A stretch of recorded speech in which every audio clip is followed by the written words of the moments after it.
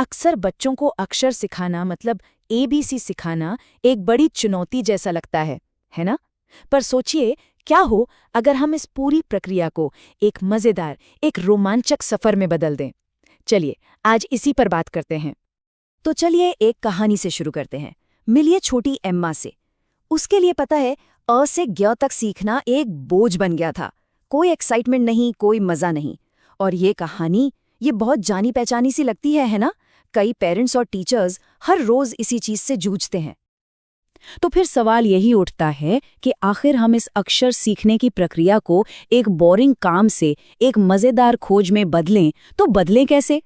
चलिए कुछ ऐसे तरीके ढूंढते हैं जो सीखने को सच में एक खेल बना दें।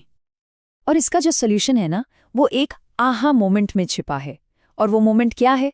बस ये समझना कि हर बच्चा अलग है, एकदम यूनिक, और उसके सीखने का तरीका भी बिल्कुल अलग है।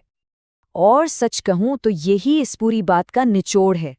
हम क्या सिखा रहे हैं उससे कहीं ज्यादा जरूरी ये है कि हम कैसे सिखा रहे हैं। अगर तरीका सही होना, तो बच्चे का दिमाग उस प्रोसेस में पूरी तरह इन्वॉल्व हो जाता है और पूरा एक्सपीरियंस ही बदल जाता है। तो ये सीखने की शैलियाँ या लर्निंग स्टाइल्स हैं क्या आखिर? बहुत सिंपल शब्दों में कहें तो ये हर इंसान का जानकारी को प्रोसेस करने और उसे याद रखने का अपना एक खास, एक यूनिक तरीका है। मोटे तौर पर देखें तो सीखने की 4 मेन स्टाइल्स होती हैं। एक होते हैं विजुअल लर्नर्स, जो देखकर सीखते हैं। दूसरे ऑडिटरी, जो सुनकर सीखते हैं। फिर आते हैं टैक्टाइल, जिन्हें छूकर, फील करके सीखने में मजा आता है। और आखिर में काइनेस्थेटिक, जो चीज़ों को करके मतलब फिजिकल एक्टिविटी के जरिए सीखते हैं। तो ठीक है, अब कुछ मज़ेदार एक्टिविटीज़ की बात करते हैं। शुरुआत उन बच्चों से करते हैं जो छूकर और देखकर सीखते हैं। देखिए, जो बच्चे छूकर सीखते हैं ना, उनके लिए सेंसरी प्ले मतलब ऐसी चीज़ें जिन्हें वो टच और फील कर सकें, वो सबसे बेस्ट होती हैं। सोचिए, जब बच्चे अपने हाथों से अक्षरों को महसूस करते हैं, तो वो चीज़ उनके दिमाग में एकदम छप जाती है। सीखना एक मज़ेदार एक्सपीरियंस बन जाता है। और ये सेंसरी बिन बनाना कोई रॉकेट साइंस नहीं है, बहुत ही आसान है। बस एक कोई भी कंटेनर या डिब्बा ले लीजिए, उसमें कुछ भरने के लिए सामान डालिए, प्लास्टिक के कुछ अक्षर उसमें छिपा दीजिए और बस अपने छोटे से एक्सप्लोरर को उसकी खोज पर जाने दीजिए। और इसके लिए कोई महंगी चीजें नहीं चाहिए।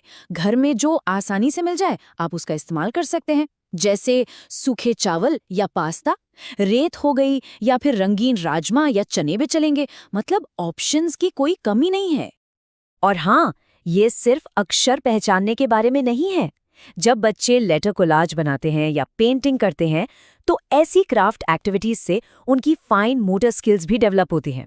मतलब हाथों की वो छोटी छोटी मांसपेशियां मजबूत होती है, जो बाद में लिखने के काम आती हैं।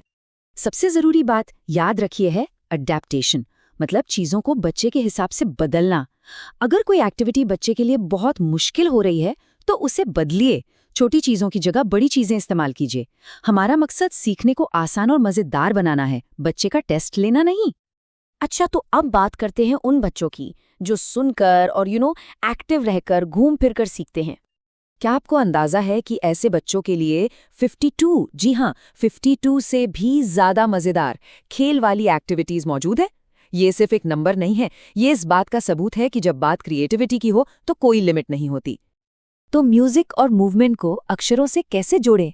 कुछ कमाल के आइडियाज हैं, जैसे एबीसी सॉन्ग का अपना ही एक रीमिक्स बनाकर उस पर डांस करना, या फिर म्यूजिकल चेयर्स की तरह म्यूजिकल अल्फाबेट चेयर्स खेलना, या फिर लेटर योगा ट्राई कर सकते हैं, मतलब अक्षरों के शेप में योगा पोज बनाना। और एक लेटर ट्रेजर हंट, वाह, वो तो हमेशा ही हिट होता है। और ये बात बहुत पावरफुल है कि बॉडी को मूव करना सिर्फ एक अच्छी एक्सरसाइज नहीं है, ये असल में दिमाग को चीजें याद रखने में मदद करता है। जब बच्चे फिजिकली एक्टिव होते हैं, हिलते डुलते हैं, तो अक्षर उनके दिमाग में और भी पक्के हो जाते हैं। चलिए अब इस पर आते हैं कि हम कैसे अक्षर सीखने को अपनी रोज की जिंदगी का एक नेचुरल हिस्सा बना सकते हैं। सच तो ये है कि सीखने के मौके हमारे चारों तरफ हैं, हर पल। बस सवाल यह है कि क्या हम उन्हें देख पाते हैं? जैसे मान लीजिए आप कार में कहीं जा रहे हैं, सड़क के साइन बोर्ड्स पर, गाड़ियों की नंबर प्लेट्स पर अक्षर ढूंढना, ये एक मजेदार खेल बन सकता है। या फिर जब आप शॉपिंग करने गए तो किराने की दुकान पर स से साबुन या ट से टमाटर ढूंढना कितना सिंपल है। यहाँ तक कि नहाते वक्त वो जो फोम वाले अक्षर आते हैं ना, उन्हें दीवार पर चिपकाकर छोटे छोटे शब्द बनाना भी एक कमाल का तरीका हो सकता है। तो बात यह है कि हमारा रोल एक टीचर से ज्यादा एक क्रिएटिव गाइड का है। हमें बच्चे की जो नेचुरल क्यूरियोसिटी है ना, उसे फॉलो करना है। हमें बस सीखने की एक चिंगारी देनी है, सिर्फ नियम नहीं बताने। और हाँ, आखिर में एक बात हमेशा याद रखनी है, कोई एक तरीका हर बच्चे पे काम नहीं करता। एक्सपेरिमेंट कीजिए, देखिए कि बच्चे को किस चीज़ में मज़ा आ रहा है और फिर उसी रास्ते पर चलिए जो उसके लिए बेस्ट है। तो मैं आपको इसी एक सवाल के साथ छोड़ के जा रहा हूँ। ज़रा सोचिए, क्या हो अगर हर पल, हर लम्हा एक बड़े अल्फ़ाबेट एडवेंचर का एक छोटा सा सुराग बन जाए? जब हम सीखने को एक काम नहीं बल्कि एक खोज की तरह देखते हैं ना, तो सच में सब कुछ बदल जाता है।